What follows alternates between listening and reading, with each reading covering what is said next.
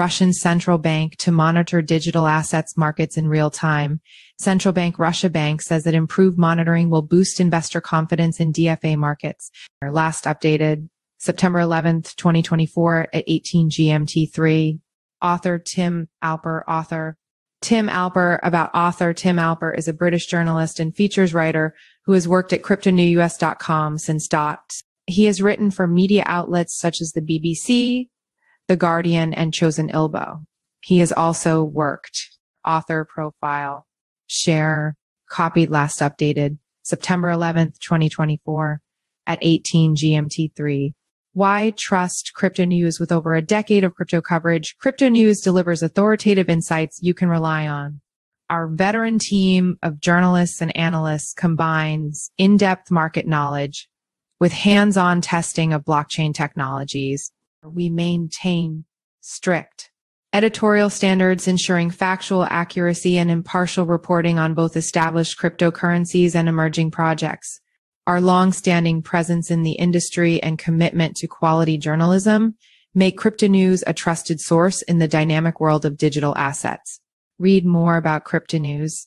The Russian central bank has announced that it will start monitoring the blockchain technology-powered digital assets markets in real time.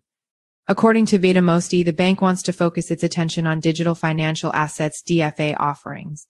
The bank thinks this move will reduce the regulatory burden on platform operators and increase investor confidence.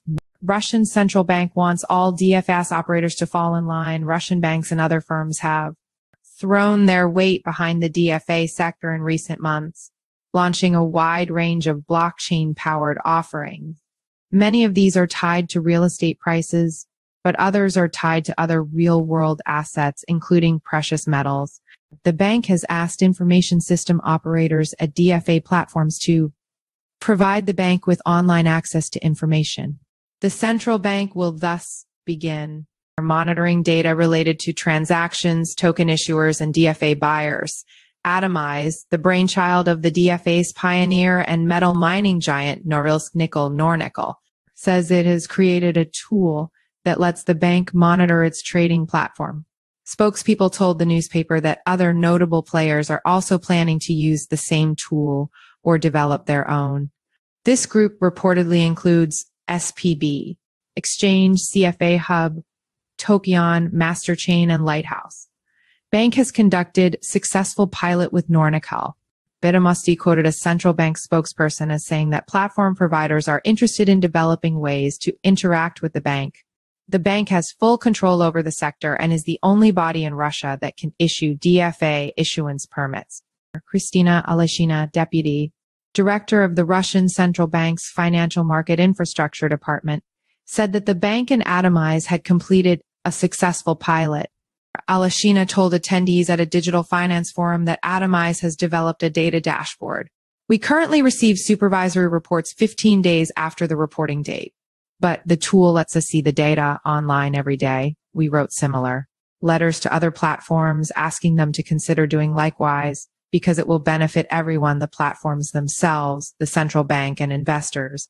Kristina Aleshina, deputy director of the Financial Market Infrastructure Department at the Russian Central Bank media analysts, claimed the new system would reduce risks for the market, especially if one of the operators ceases operations. However, they said that launching such a system would require technological improvements and investments from DFA operators. The rise of DFAs. Most popular DFAs in Russia currently function as blockchain-powered bonds. Banks like Alpha Bank and VTB have issued scores of these offerings in recent weeks. Alpha Bank alone has released over a dozen DFAs so far this month, with trading volumes across the sector ballooning in the past 12 months. Volumes have risen from Rub 19.7 billion in August last year to Rub 115.8 billion last month. Data from C-Bonds indicates Moscow has recently passed a law that allows Russian firms to use domestic DFAs as a payment tool in cross-border trade.